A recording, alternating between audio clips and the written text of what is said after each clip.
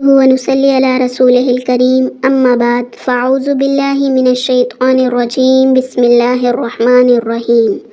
معزز سامعین، السلام علیکم ورحمۃ اللہ وبرکاتہ۔ آج کا ہمارا موضوع ہے کہ مشکلات کے اندر انسان کو کیا کرنا چاہیے۔ مشکل حالات ہوں یا کوئی بھی پریشانی ہو، وہ بیماری کی صورت ہے یا وہ مالی کمزوری کی صورت ہے یا کسی بھی طرح کا گھریلو مسئلہ ہے، کوئی بھی آپ کی آزمائش ہے، تو ان حالات میں بذات انسان بحق کے مسلمان اور بحق کے امت محمدیہ کے فرد ہونے کی حیثیت سے ہمیں کیا کرنا چاہیے۔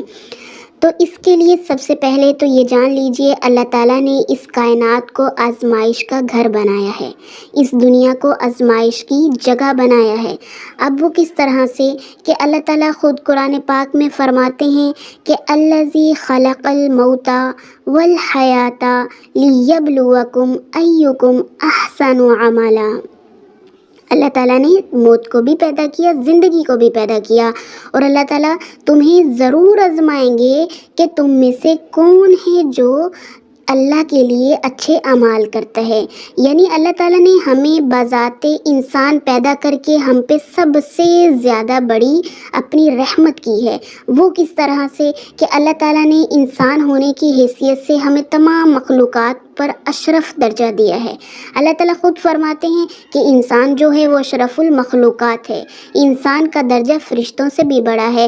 جتنی بھی مخلوقات اللہ تعالیٰ نے آسمان یا زمین میں پیدا کی ہیں، ان سب سے بڑھ کر ایک انسان کا درجہ ہے۔ اب انسان ہونے کی حیثیت سے اللہ تعالیٰ ہمیں آزمائیں گے بھی ضرور، یعنی یہ دنیا جو ہے یہ آزمائش کا گھر ہے۔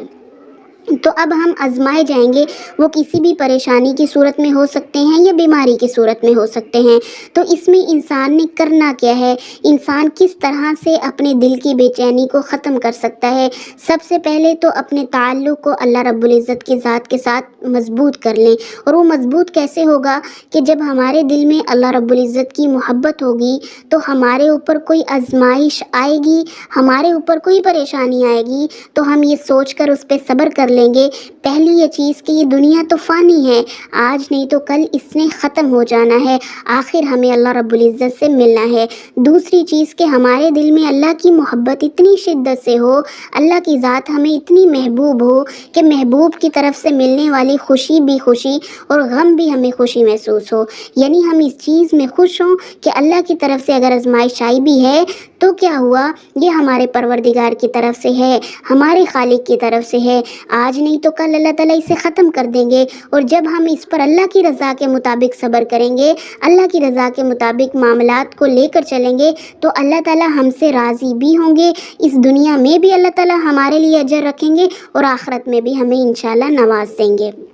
تو کوئی بھی پریشانی ہے آپ کی، وہ کسی بھی طرح کی پریشانی ہے، تو اس میں سب سے پہلے تو اللہ سے اپنے تعلق کو مضبوط کر لیجئے اور اپنی زبان سے شکوے شکایات کو ختم کر دیجئے۔ اللہ تعالیٰ اس چیز سے ناراض ہوتے ہیں کہ جب ہم اللہ کے بندوں کے سامنے بیٹھ کر یہ چیز کہہ رہے ہوتے ہیں، بھئی ہمارے اوپر یہ پریشانی آ گئی یا یہ بیماری آ گئی یا یہ مشکل ہے یا وہ مشکل ہے۔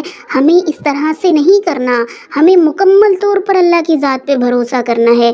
اگر کوئی پریشانی آتی بھی ہے تو کیا ہوا، ہمارے اللہ کی طرف سے ہے، اگر کوئی بیماری ہے بھی تو کیا ہوا، اللہ کی طرف سے ہے۔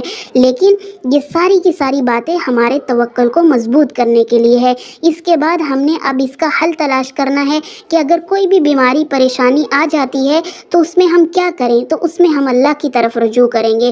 رجوع کرنے کے لیے آسان ترین طریقہ کہ ہم صلاۃ الحاجت پڑھیں گے۔ اب صلاۃ الحاجت ہم اس طرح سے پڑھیں گے کہ یہ ایک آپ کو وظیفہ اسی بیان کے اندر بتا دیا جاتا ہے، آپ اس طرح سے صلاۃ الحاجت پڑھیں گے تو انشاءاللہ ثم انشاءاللہ آپ کا جو بھی مسئلہ ہوگا اللہ تعالیٰ اسے حل کر دیں گے۔ اب آپ نے پڑھنا اس طرح سے ہے کہ آپ نے 2 رکعت صلاۃ الحاجت کی نیت کرنی ہے، اور آپ نے پہلی رکعت پڑھنی ہے یعنی ثنا، اس کے بعد سورۃ فاتحہ، اس کے بعد کوئی بھی سورت آپ پڑھ لیجئے، اس کے بعد رکوع کریں گے، اور پھر اس کے بعد آپ جب سجدے میں جائیں گی تو 3 مرتبہ 5 مرتبہ یا 7 مرتبہ آپ سبحان ربی العالی پڑھ لیں گے۔ تو اس کے بعد آپ 40 مرتبہ آیت کریمہ پڑھیں گے اور پھر اللہ اکبر کہہ کے بیٹھیں گے۔ پھر دوسرا سجدہ کیا جائے گا، تو دوسرے سجدے میں بھی اسی طرح سے تسبیح پڑھنے کے بعد، یعنی جو سجدے کی تسبیح ہے سبحان ربی العالی، وہ پڑھنے کے بعد 40 مرتبہ آیت کریمہ پڑھیں گے، اس کے بعد دوسری رکعت کے لیے کھڑے ہو جائیں گے تو دوسری رکعت بھی سیم اسی طریقے سے پڑھی جائے گی جیسے کہ پہلی پڑھی تھی، یعنی چاروں سجدوں کے اندر 40 مرتبہ آپ نے آیت کریمہ کو پڑھنا ہے۔ آیت کریمہ لا الہ الا انت سبحانک انی کنت من الظالمین، اس آیت کریمہ کو آپ نے پڑھنا ہے، اور پڑھنے کے بعد اللہ رب العزت سے دعا کرنی ہے، یعنی سلام پھیریں گے مکمل 2 رکعتیں کرنے کے بعد، جیسے تشہد اور پھر درود شریف، پھر دعا اور سلام پھیرنے کے بعد آپ اللہ رب العزت سے دعا کریں گے تو انشاءاللہ ثم انشاءاللہ اللہ رب العزت آپ کی جو بھی پریشانی ہے، یا بیماری ہے، یا مشکل ہے، یا حاجت ہے، جو بھی آپ کا مسئلہ ہے اللہ اسے حل کر دیں گے۔ ہمیں اپنی دعاؤں میں یاد رکھیے گا، انشاءاللہ جلد نئی ویڈیو کے ساتھ حاضر خدمت ہوں گے، تب تک کے لیے جزاک اللہ، السلام علیکم ورحمۃ اللہ۔